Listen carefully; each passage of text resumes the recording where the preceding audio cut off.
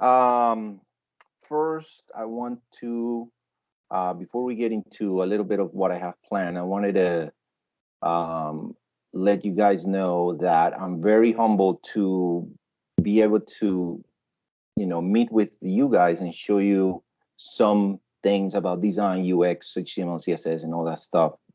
Mentoring and teaching has always been something I really, really like. And thank you to special thanks to Renee for putting this together. Bringing the people together for this. And I'm so honored to be able to be here and share with you, and also learn from you, because it's just a never-ending thing for me. So as I show you things, we can discuss. I can also learn from you guys. If you have anything that you think is, or you don't think, whatever, that you think you want to capitalize on, by all means, let's share it. I want this to be very, very conversational. Sound good? Cool. Sounds Alrighty. awesome. Perfect. Thank you. Alrighty. So a little bit of about me. First off, let me say that English is not my first language, as you can tell. So sometimes to me, it happens that I use the wrong term, the wrong inflection, or the wrong, these are the things that they don't teach you in English class. So bear with me. I try to pronounce as good as I can, so you guys don't have any issues understanding what I'm saying, and all that stuff. Because I've been on your shoes where others are trying to speak Spanish in a professional environment, and they don't really try to take their time to pronunciate. So the focus of whatever the subject is in their pronunciation, but the topic itself. So, okay, so with that being said, my name is Ricardo Zea. I'm originally from Colombia. You can see it here, from South America. I obviously speak Spanish. Spanish is my first language, which, by the way, we participating in the Spanish-speaking meeting that Jared, I forget his last name, has going on. Jared Becker and Alex on the Spanish language group. Yes. Yep. That's been awesome, and I've learned a few things myself. And Jared can tell you about this. Like, we were talking about how to say grass in Spanish, and he turned into this whole thing about it, just that single term, which was very, very enlightening, because we explore so many ways to say it, and that was very, very cool and really, really fun. So yeah, I know Spanish. My Spanish is my first language. I have a beautiful family. My wife Heather and my 11-year-old son Ricardo. This is us at Kings Island this summer here in Ohio. And yes, I make faces in every photo. I can't. My mom always never liked it. He said, like, you need to just not make a face every single time. And I know that probably is not something I'm not gonna stop doing. I'm pretty gonna do it as much as I can every time. When you come to Ohio, go to Kings Island, you have to ride the Beast. You see there, its logo back here is the largest, fastest, tallest wooden roller coaster in the world. And we rode it probably 10 times because we have the fast pass. My son was thrilled, and we just went right at it so many times, not even funny. It's crazy. So I recommend you guys ride that one. It's really, really, really cool. I'm a web designer. That's the title I give myself. But web designer has so many other ramifications or titles. And I wrote 2 books as a single author. I wrote this book back in 2015, Mastering Responsive Web Design. actually, the book was called Mastering Responsive Web Design with HTML5 and CSS3, as you can see in the photo. But it got revised by the chief editor to Mastering Responsive Web Design. They took the HTML5 and CSS3 because I'm talking, not talking about talking, I guess, is the tone I use in my books or in my writings. I use a lot of conversational tone.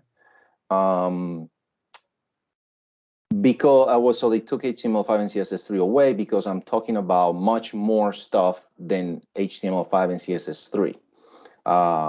So, which it turns out that there's only one copy of this book, which is the one you see there. But then the copies that they did before, I mean, after this, they don't have the HTML5 and CSS3. And the book looks like this. Can you see it there?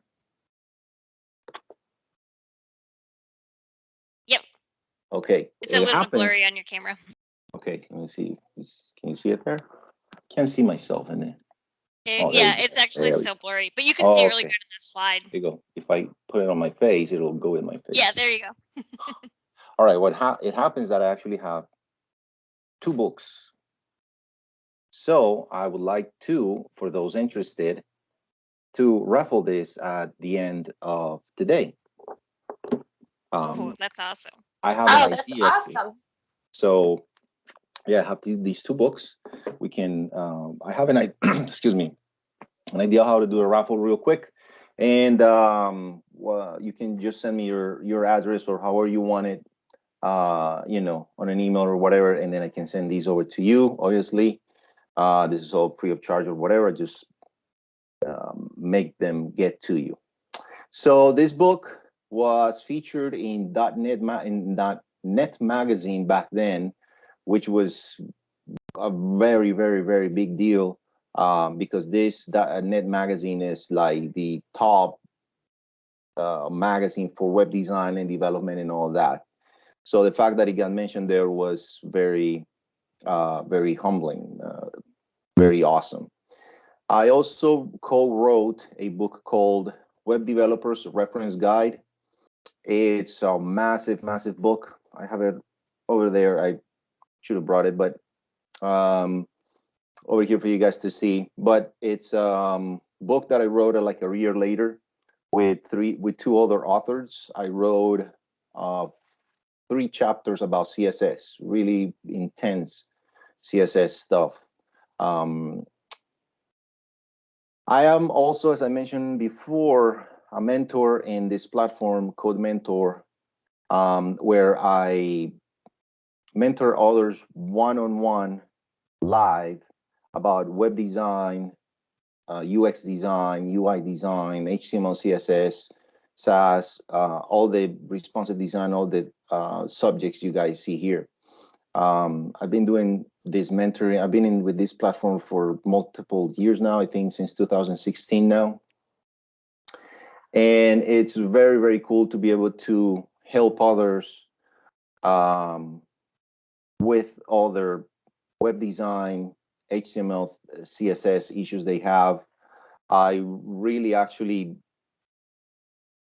became so understanding of the platform that I actually never really write any CSS or HTML live with the mentee.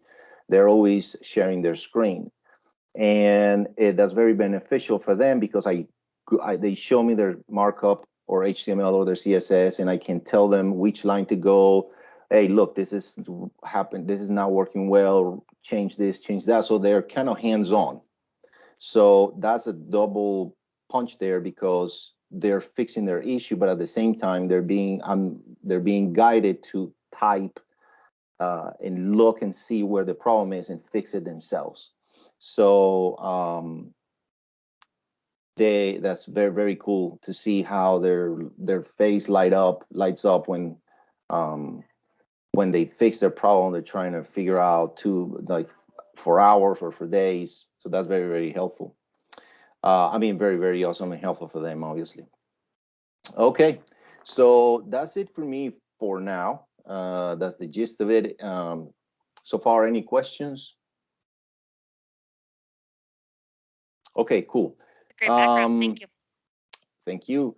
All right, so let's talk a little bit about, let's get into talking a little bit of shop here. So just very basic overall stuff about HTML, CSS, and JavaScript.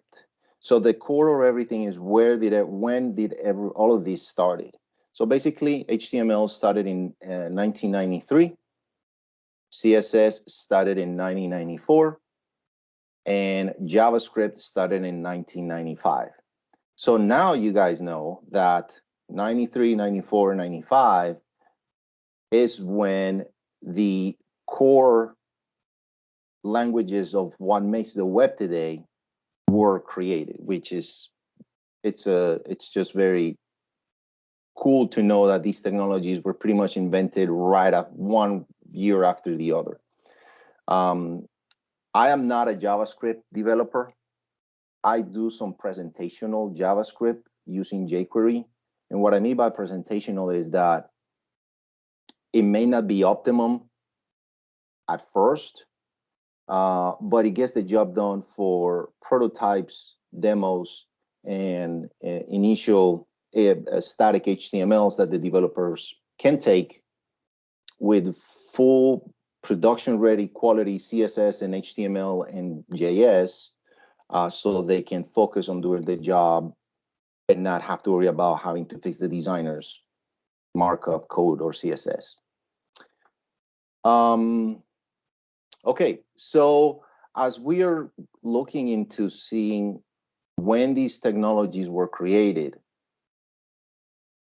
have you wondered or have you asked yourselves, when was UX created? When this UX thing, UX design thing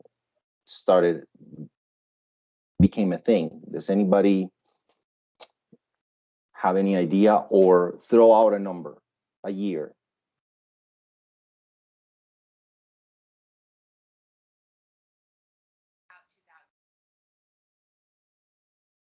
What was that, Christy? Sorry. I'm guessing, but like 2008-ish, maybe.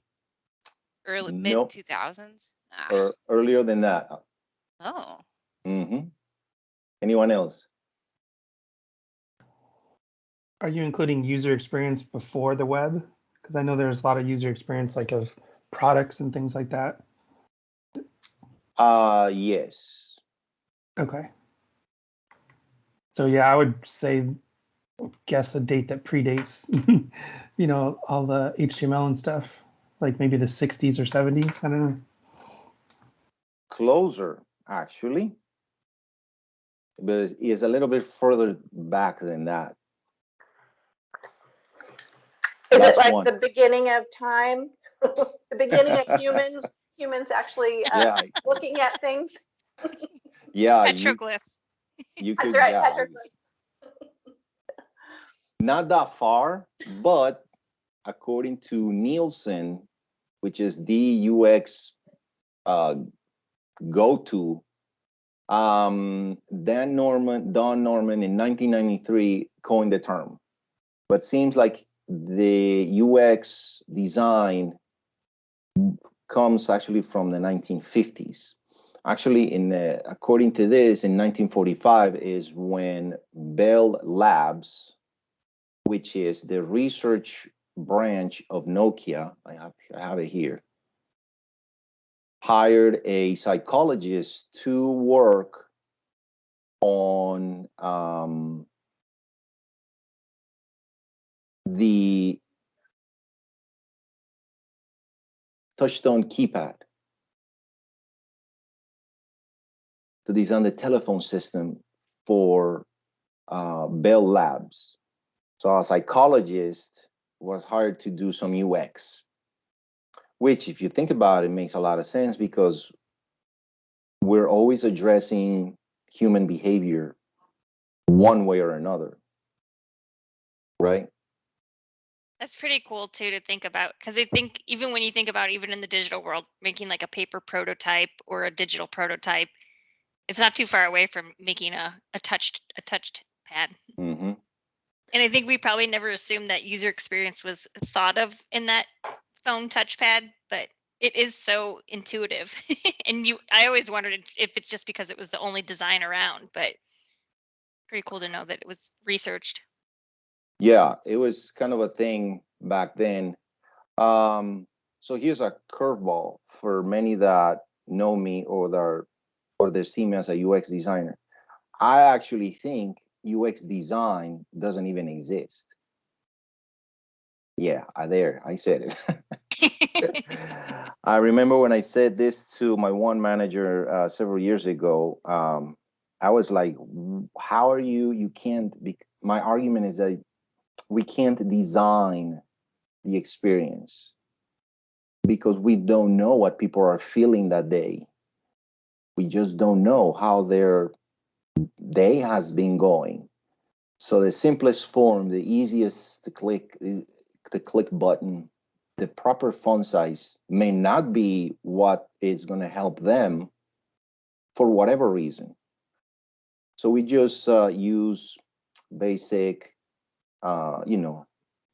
human interaction guidelines and human behavior guidelines to try to build a usable product, whatever it is, a button, a whole page, a whole search system.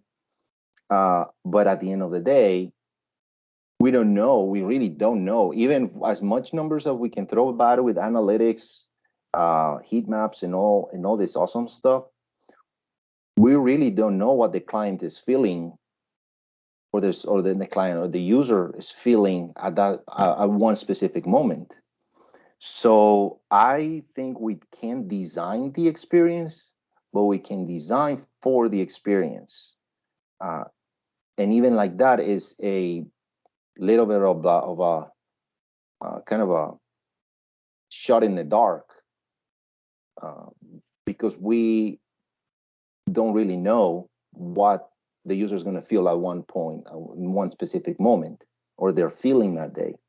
So anyways, so yeah, the term was first mentioned back in 1993, which was the same year that what was first introduced. So the World Wide Web? Pretty much. When HTML was first presented by Tim Berners-Lee, which was he was the one creating the World Wide Web. So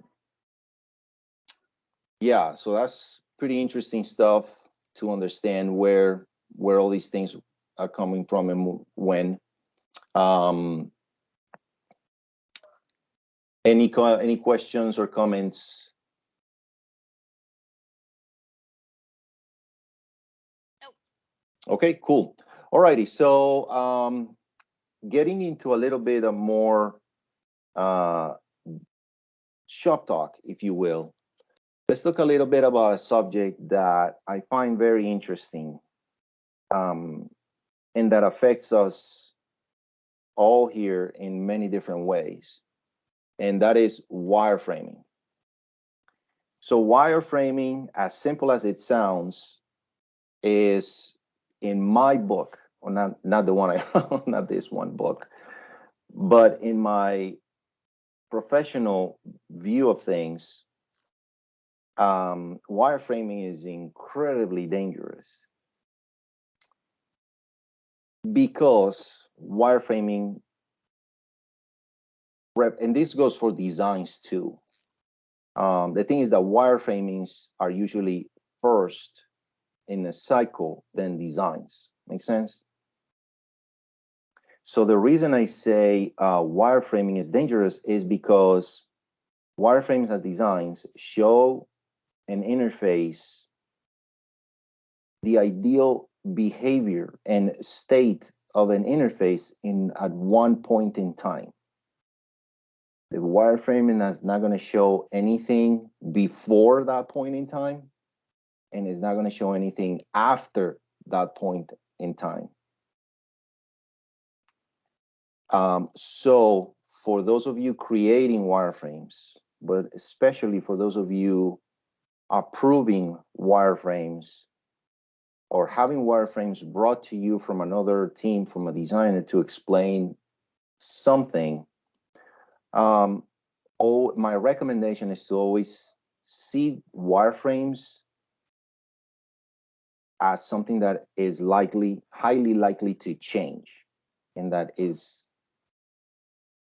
what you're being shown is merely a guideline to take you to where you need to be for your strategy, a campaign, depending on a date, Mother's Day or Christmas or the Super Bowl, or a project for an initiative or something like that. Because it's happened to me before that when I show wireframes, the team or people I'm showing the wireframes to just get so, like, you know how racing horses have these blinders on their sides so they don't get distracted? That's what I think it happens to many people that I work with in my career, and they see a wireframe and they immediately shut everything down, and they just see the wireframe as it is, which is problematic because things change, content changes. If there's content, so what I recommend is to keep your, don't let those blinders, get to you. Do you have, when you show wireframes too, do you have a different set or different group that asks why the designs aren't finished? Or where are all the colors? Yeah, so yes, that happens. So it happens more times than it should, but I don't think it's their fault. It's just that it's a miscommunication situation. So it would be important to explain to them what a wireframe is, what a design is. Some people call them high fidelity designs. I just never go into high fidelity or low fidelity. I actually think some of the low fidelity has a branch to it, if you will, called like medium fidelity for wireframes. For me, a wireframe is a wireframe drawn in a napkin, on a piece of paper, on a post-it note, built into a PowerPoint, built with Figma or Sketch. They're all going to be wireframes. I don't go into any high fidelity or low fidelity anything. It's more about what the wireframe helps convey than the quality of the lines or of the wireframe. Can I ask a quick question? Yeah, sure. So when building wireframes, is it more backed by best practices and research, or are you considering like content when building them? Content is going to be the driver of the layout of your font's typography system. Well, the tone comes from the branding. So it has to be the content in the content architecture, because depending on what the strategy is, you're going to be told, or you should be told, this is our main objective, and this is our strategy to accomplish that objective. So part one of the strategy is this. Part two, part three. The wireframes should be based on these concepts. The problem is that sometimes we don't get the content. We're just told you just create a wireframe and then we fill it up with content. And that, at that point, to me, that's a massive red flag. Massive. Because I've done it to where I okay, I have no content. I'm going to go ahead and actually all the way to designs. I'm going to create a design or a wireframe of this. And and then I make it, let's say, a paragraph of 8 rows. It happens that in the layout, I have the one paragraph is 8 rows with a photo on the side or an image. It could be a video. And when they are filling out these content buckets, they want to maintain like those 8 rows in what is it that they're writing, that they just write the same paragraph 3 or 4 times to be able to fit the length of the words in the wireframe. Make sense? So that's very counterproductive, because whoever's writing the content needs to be, should not be limited by a visual, by the sizing of things. The content is the content, and whatever needs to go wherever, we as designers or content strategists need to let the content take as much or as little space as the content wants. So yeah, that's how I see it. Did that answer your question, Kelly? Yes, that makes sense. Thanks. Cool. Do you do wireframing? I've done a few wireframes. Sorry, what was that? I've done a few wireframes, and usually it's like, I'm thinking back of like, either the content was already kind of provided and we were structuring the website, or it was like building a new website and they already had like a lot of stuff written out for their business. Oh, okay. Keely's about to graduate a code camp too. What's the name of the code camp, Keely? It's through WashU, so that's I think it's the Trilogy Bootcamp. And it's HTML, CSS, JavaScript. Yeah, full stack. Mm-hmm. Awesome. Okay, that's great. That's awesome. Yeah, we're about to start our 3rd project, and we're talking about wireframes for our app. Ah, okay. So that's interesting, because as you can see here in the screenshot, I just Googled wireframes to see what came up, and there are plenty of wireframes for, I call it small screens. I don't like to use the term mobile or desktop, because it's just not true. But going back to, and I'll explain in a second why, going back to the wireframes for mobile, or any wireframe for that matter, one tip I give you guys is this one. First and foremost, as designers, we are communicators. So wireframe is one medium we communicate with. So one thing I never do, I did it at the beginning, and then I was like, there's something weird about this. One thing I see many do, and you can see in this example here, you see how the images are represented with a big box, or a box, a rectangle usually, with an X going through, right? I don't know about you, but I find that X very negative. Is like, when you want to really cross something out, like you're just going to either mark an X on something, or you want to delete something, there's always an X. You want to close something, there's an X. An X is just a visual representation of something negative. I don't see something good being an X necessarily. I mean, there are situations, but being an X. So what I do is I just use if there's an avatar, I just use of a user or something.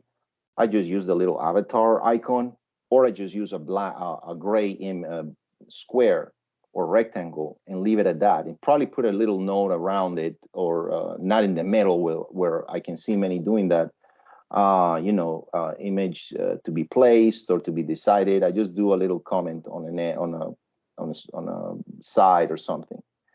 In that way, you're not jarring your wireframes full of X's. It just feels so negative. I don't know what you think. No, that's an interesting.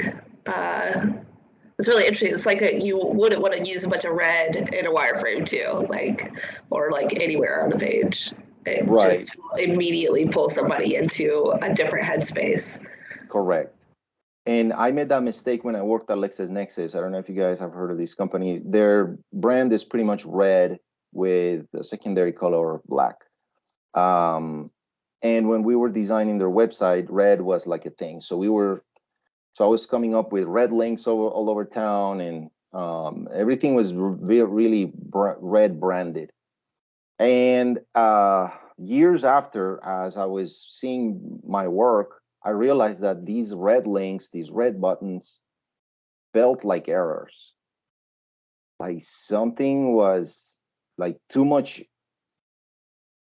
errors happening all over the place. And I was like, if I would have made those links black, full black, or something different, it would have conveyed the exact same message and would have brought down that red all over the place, which was kind of feeling a little overwhelming and negative. So yeah, that goes to your point of, you know, using red on these wireframes or anywhere. Although it's our brand, we use it a lot on our stuff. It seems to be the way that has been designed. The red is very like, it's not we use it, but it's not so pow in your face. It's all like tastefully done on the Purina site. Right. That is not it. Is used the way it needs to be used because our brand is red. So that's a good example of our products and our ecosystem from a visual standpoint is an example of using red the right way. So let's you know, just wanted to clarify that. So one of the things that, going back to the images, I never use those big X's. I just use a gray box or something like that. So when I was looking through my Dribble work, I remember this project where I had to represent these avatars somehow. So I just went ahead and showed and used the avatar icon as generic as I could there, and it never really caused any contingency or anything negative, because I wasn't using any excess around, which I just never really use. And then this wireframe, once it was done, actually, I went straight up to HTML, CSS, because as I'm doing the wireframes, I'm thinking about how is this going to behave on the browser? How am I going to build this in HTML? How am I going to build this using a CSS? How am I going to manage the layout, the location of things? Which is another thing that the UX designer today, and this has been always for me, should understand the implications of CSS and HTML in their wireframing, because the client is going to see this wireframe and they're going to want it to look in layout as it looks in the wireframe, and that needs to be eventually turn into a design and eventually turn into code or end markup. So doing a wireframe that is not as close to the end product in the browser, it just adds too much overhead in so many ways for the client to understand that things change when you show them designs, and changes again when going into HTML, CSS, or the browser. That the layout may change a little, spaces change a little, because as much as we want in these wireframes and designs to control the spacing of things, reality is that in the moment we're going to implement those designs or wireframes into CSS and HTML, the spacing isn't something you declare much sometimes, most of the times. So for example, the distance between paragraphs, there's already a default value that really works very well everywhere, anywhere in the world. So I never declared the spacing between paragraphs because the browser is already going to do that. If our spacing of paragraphs in wireframes and designs is too big or too short, then the developers are going to have to recreate that when they could already be using the default style sheet for each browser and not even have to worry about. So that's more overhead for them, overhead for the designer, because some designers get a little picky, and the spacing here is off, the margin here is not, it's 2 pixels off, or stuff like that, and it just adds more work to everyone than it should. Make sense? So Yep. that's why I have a question about those kind of, who decides those browser requirements, or those kind of browser design spacing and requirements, things like that are default? There is no body, like standard body or group that dictates these things. Each vendor decides what their default style sheet is going to have. But these, by today's standards, that's no longer an issue.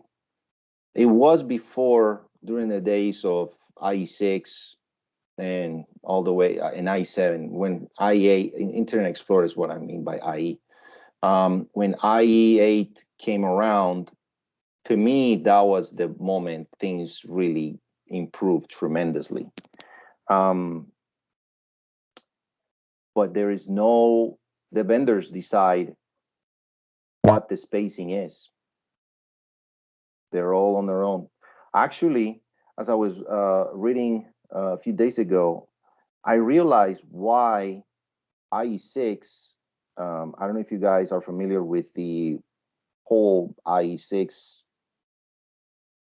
experience for designers and developers several years ago, was so bad. I mean, it's still a thing these days when people mention it. I realized why IE6 did so bad at CSS.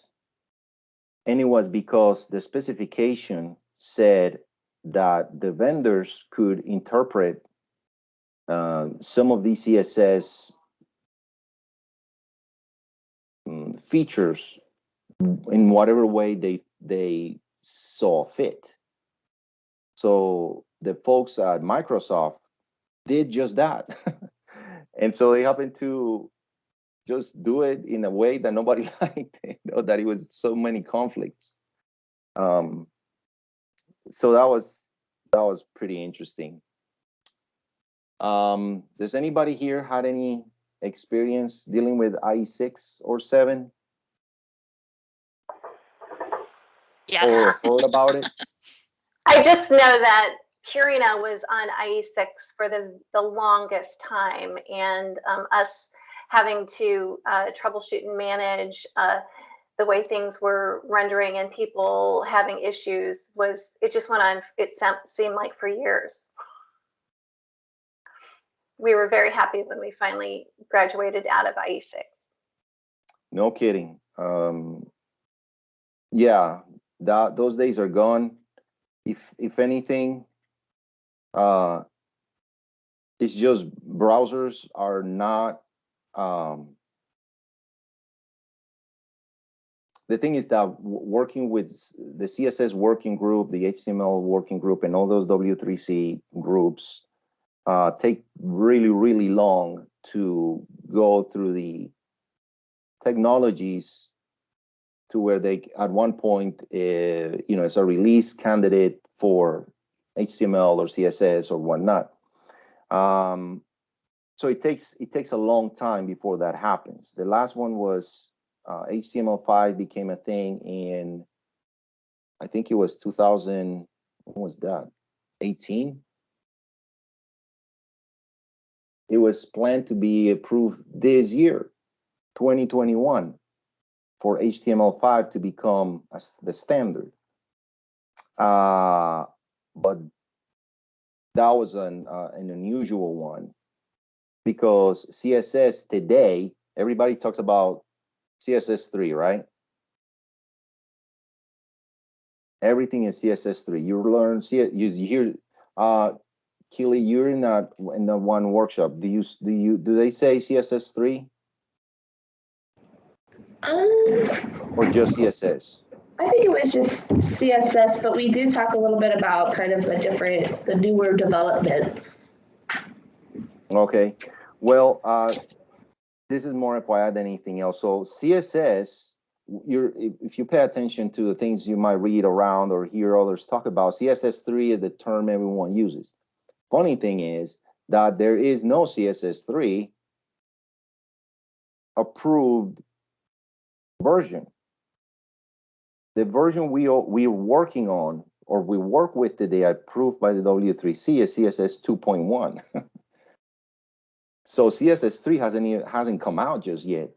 Now we use CSS3 technologies because that's the way that's the nature of the beast. So the more people use it for the longest time, then the CSS working group will eventually approve a CSS3. And it becomes the official, just like with HTML5. Before that, it was HTML 4.1 or 0.1. And then HTML5 was approved, and as the standard of HTML, and nobody ever did any HTML 4.1 anymore. And they started using the HTML5, markup and syntax and stuff like that. With CSS3, we use a lot of CSS3 stuff, but as a approved version is not there just yet. And I honestly don't know when that's going to come out. I try to not follow too much of that because it's just going to take too long. But anyway, let's see. We have about 14 minutes left. Any questions about wireframing or comments, or what's been your experience from your positions with wireframes? Wireframes.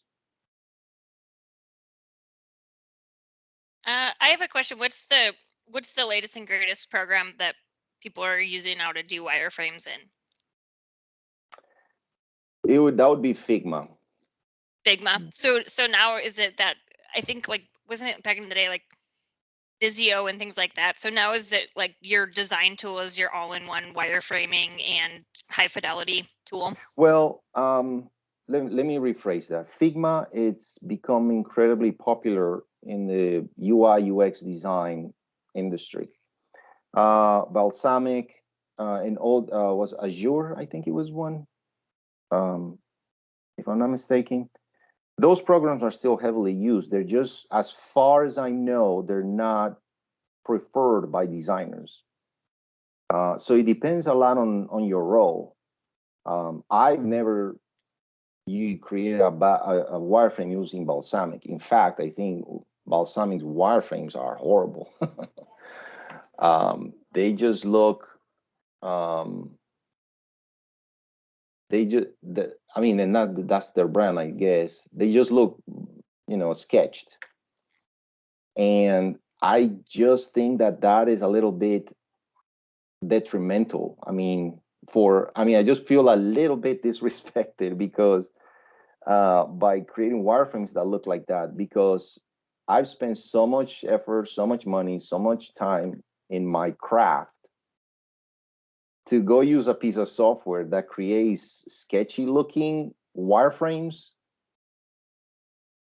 I don't know, I might as well just take a piece of paper and sketch them out myself in my own style, and scan them, and I can post them in my Dribbble portfolio or whatnot. It would have more meaning like that.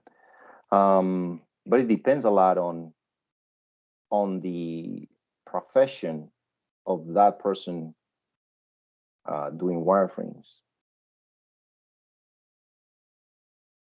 There's Sketch, XD, Figma, InVision, and all of these now have prototyping capabilities, which is a thing these days. I don't know if Balsamic or Azure have that functionality. I was wondering too, since Purina now is a Figma company, that could be a future lunch and learn that maybe we all play around with trying to do a design or a wireframe in Figma, or maybe as a homeworker. Just thinking out loud there on that one. Yeah, I think that would be a good idea. And the beauty of Figma is not operating system dependent. Is just on the browser. In fact, when you load the standalone app, you're actually loading a Chrome of, and then in it is Figma. You can actually inspect the whole thing on Figma with the DevTools. It's kind of a freaky thing. The browser just became the platform where everything runs. So that's pretty interesting stuff. And yeah, make the wireframe and create some like a just prototype something, so you guys can see how very easily you can create a working prototype within Figma. Yeah, we can certainly do that. We can think about that 100%. Have you seen Yeah. Mural used for wireframing too? That kind Mural? of whiteboard feature. We've used Mural with Beth and what's her name? Renee? Erica Weber. Erica. The UX user testing. Yeah, I personally never used Mural for wireframing, and so far I haven't seen a wireframe from it yet. So with Erica and Beth, we've seen a lot of diagrams and stuff like that. We did, which is actually kind of ironic. If you see this, Renee, when I searched for wireframes to explain the X on the images, it showed me a screenshot which took me to the Miro website, which we started using actually this week. Yeah, we used a Miro board for plotting action value versus effort on the dev team with the dev and UX for a new feature, which it actually went really well. It was a cool kind of project where you create all the post-it notes and then start plotting the different phases of the feature. Yeah, that was very interesting, but that was more from a diagram kind of approach. So, and if you ask me, if I have to receive a wireframe from someone to approve, I really don't care which software they use. I would just look for a sound wireframe. What do I mean by sound? That the sizing of things, the general spacing of things is a one-to-one how that's going to appear in the browser. I don't want to see a wireframe that is so big that I have to zoom out to understand it. I would like to see a wireframe in which as I have it a 100% zoom view, that's exactly how things are going to translate into the browser. Font size, spacing, sizing, length, at least as close as possible. And that is where that's where the good designers versus the great designers, that's one part where they can differentiate themselves. How close to the real product or to the final product the wireframe can go or can be. So yeah, that's kind of the little bit of advice I give you guys. I was going to say, Ricardo, we have 7 minutes left. I wonder if you want to do the raffle before we close. Yep. And I was going to also just mention that I created a Teams for this group for the Lunch and Learn. So feel free to use the chat or adding files or the wiki or anything that is relevant, you think, to the entire group. And I'm going to start a post on that group, maybe just starting to share some of our future ideas. A couple ideas came up while you were talking about some things here that I think would be cool to know a little more about. Yeah, absolutely. And Ricardo, if this helps with your raffle, I found a little wheel raffle that we can do Okay. with everyone's names on the call. Do you want me to share my screen and do that? Yeah, go for it. Okay.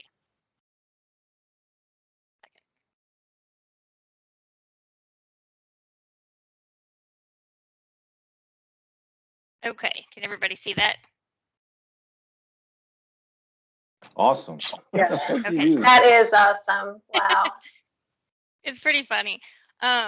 So I think I have everyone on the call. If you just give a quick check to make sure that your name is listed here. Mandy, Keely, Robert, Michelle, Karen, Jeff, and Christy. Everyone good? That is so Patty. cool. Patty's still on there? Oh, was Patty on? Let me add her Yep. too. Okay. All right. So are you auctioning off one book or two books? The two books. Yeah. Okay. So I'll spin for one book first. It makes a noise too. Mandy Roberts. Yay. Yeah. Can you guys hear that clapping? No. Darn Oh it. man. No, I don't hear the sound effects. I'm going to turn my sound up to see if that does anything. Okay, and here's for the second one.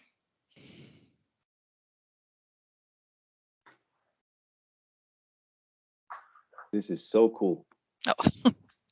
Patty. Yay. Thought it was going to be me again. Oh yeah, I should have taken you off that spin, Mandy. No worries. No worries. My husband was actually in a raffle for a book recently, and he actually won 2 copies. And I was like, well, did you give the other one back? He was like, no, I didn't know what I was supposed to do.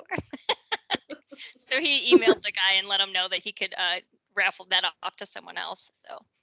And I have your new book. If that was the one it was for, you could raffle it to someone else. Oh yeah.